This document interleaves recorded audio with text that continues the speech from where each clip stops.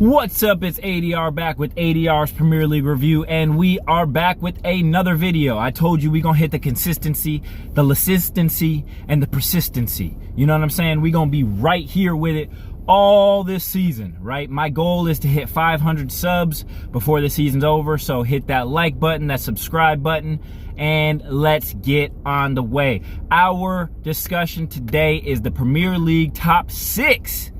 Who ADR thinks that the top 6 will be? Well, I am going to start from 6 and then work my way up to number 1. That way we can build some suspense, some tension. You know what I mean? So let's go ahead and get after it. So I think that coming in at 6, and I think that this team could rotate between 6th and 7th, I think that could be Chelsea. That's going to be my prediction for the 2024-2025 season. I think that Chelsea have increased their ability to attack and their ability to control within the midfield from the injuries that they had last season. Lavia is back, and then they have Nkunku who's back. I mean, I can go on a list, right, for people that they have that they had injuries on that are now back. But the things that I think that are going to hold Chelsea back from really getting too high is the fact that they have 41-man squad, right? I believe they have literally 41 people on that squad list that are all on first team type of contracts. That is insane when you think about it, because you're managing personalities, you're managing egos, you're managing funds, you're managing so many different things, right? Because you can't just go. I mean, I believe that they had some people last year that were within the locker room that were also using the youth team's locker room. Like, that does not sit well for people with this big of egos. You know, Cole Palmer, we got to give him credit, right? This man carried them last year. I think he's going to do very well this year. Hopefully he has a little bit more help for Chelsea's sake with his teammates, with Nkunku, can take some of the load off of him and even create more space, because we saw it, you know, with Arsenal, with Saka, when you have somebody that's on the wing that's doing so well. And I know Cole Palmer starts wing 10 sometimes false 9. He was doing some things like that last season.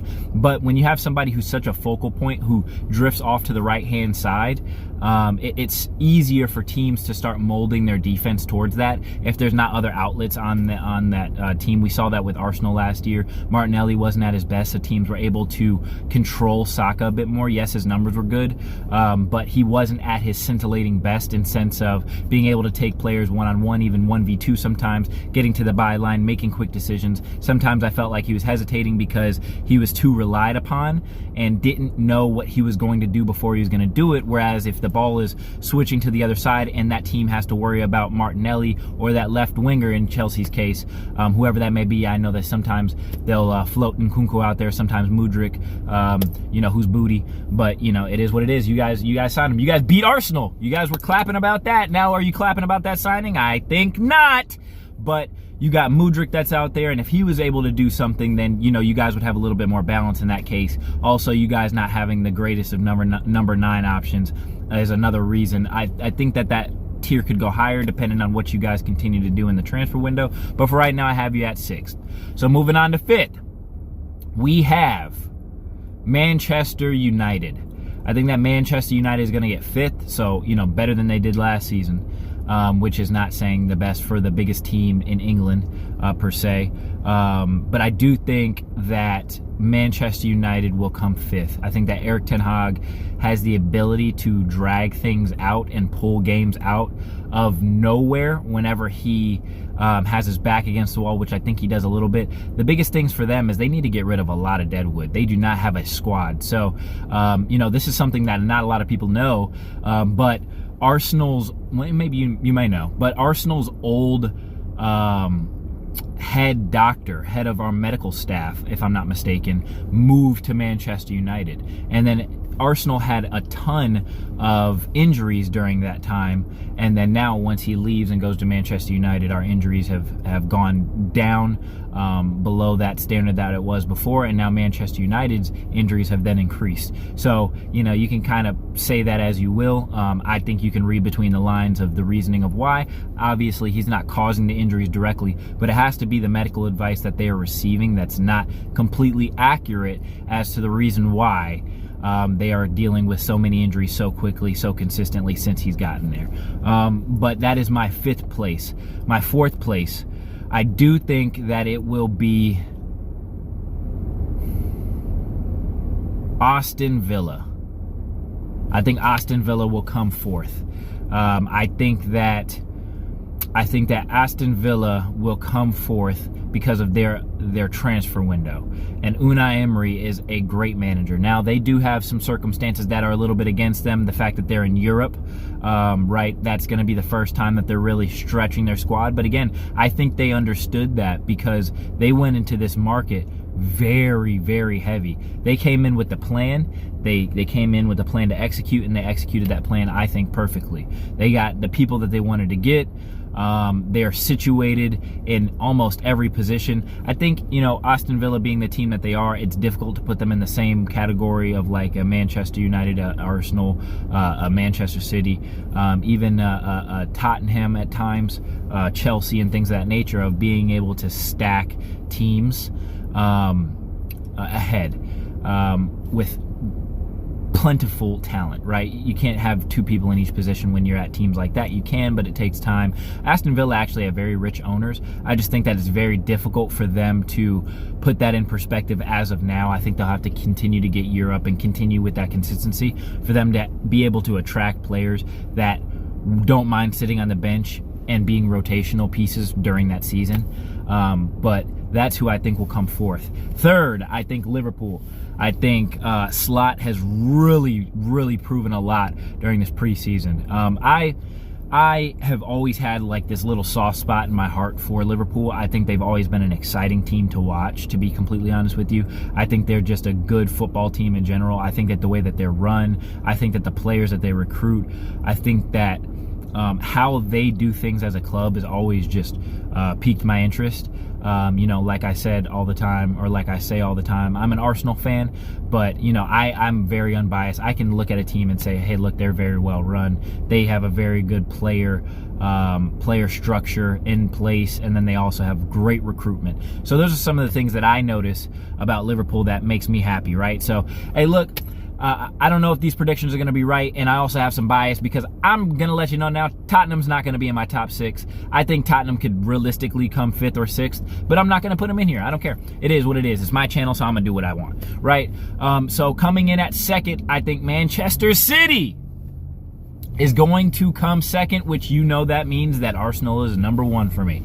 And I am saying that for a little bit of hopium, right? We are hoping that Arsenal become champions this year after 20 plus long years. Now, will that happen? Probably not, but I'm gonna go ahead and put it out here, so if it happens, you heard it first from ADR that I was the one that predicted it. And there are also going to be quite a few different people. I've been seeing rival fans try and plant us as favorites. I don't think that we're favorites per se. I do believe that we should. Okay, this is my stance on it. Arsenal should have such a hunger to become number 1 this season that Manchester City trying to achieve history in ways that haven't happened before should not be able to outweigh the hunger that Arsenal has. That is what I think.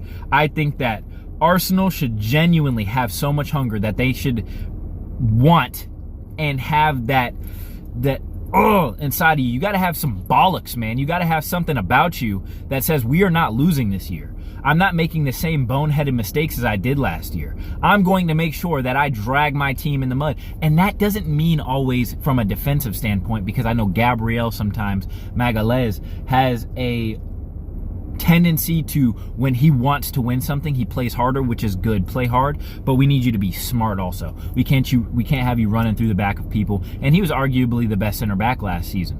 Him and Saliba were really, I think they're the best duo in the UK right now. But what I will say is, I just need everybody to be on the same accord, same page, same string, same thinking, same thought process, same absolutely everything, that we are not going to take a defeat as gospel. We can't lose, right? So that's the mentality that has to go in it. Now, will that happen when you're going up against a juggernaut like Manchester City? That's not easy to do. Manchester City, Pep has always had a way to just motivate his team, man. It's insane. It's crazy to me. This man has motivated so many teams to do so many great things. And granted, a lot of the teams he's taken have been great before he was there. Barcelona, Bayern Munich, now Manchester City. They won, I believe, 2 of the last 4 prior to him joining. But, you know, Pep is elite. Let's be honest here. He's top 5 manager of all time, right? Arguably, right? There are some people who are probably a bit older than me. I'm not in my 30s yet, late 20s. So there may be some managers that I'm overlooking, but in my lifetime, I would say he's top 5, right? I still have Sir Alex as number 1. And then, you know, I think Mourinho has definitely a justification for being, you know, top 3. Jurgen Klopp's up there. Arsene Wenger's up there. I think Pep is better than Arsene Wenger, personally. There's something about Pep where everywhere he's gone, he's had financial backing. Everywhere he's gone, he's had the best players. I'm not saying he can't take a team that is necessarily not as good to a better level, but I'm just saying, you know, for me, it's a little bit difficult because I feel like he just hasn't had to start from scratch. He started from a level where teams were already successful, gone in and just made them more successful than they would have been if they had another manager. But again, you know, that could rustle some feathers, but that's my honest opinion. So that is my top 6 prediction for the 2024-2025 Premier League season. We are going to revisit this at the end of the year and then see how correct I was or incorrect. I do appreciate you guys for tuning in. Like I said, your boy is about to be so consistent. I'm gonna be dropping video after video after video after video. We really want to reach that 500 subs. So please, if you like the video, like the video, and then if you want, please share this. But for me, I would love if you guys like, subscribe, and comment down below. I haven't really had too many comments on the videos. I know I'm growing the YouTube algorithm and all this stuff like that, the YouTube platform, the YouTube channel. But it would mean a great deal to me if you guys could leave some comments down below, give me a thumbs up, you know, just anything. Give me your opinion on something. Give me a topic you want me to talk about. Give me something, right? This is all about interaction. I want to interact with you guys. Like I said, I might be doing some lives later this season. And we definitely want to grow the community. I want it to be a wholesome community. I want it to be a community where everybody can talk to everybody. I don't want to just blow up, you know, just to blow up and have a bunch of nonsense in the comments and things like that. That's just not how I am. So I am looking forward to this journey with you guys. Again, this has been ADR, and I appreciate you. Yerp.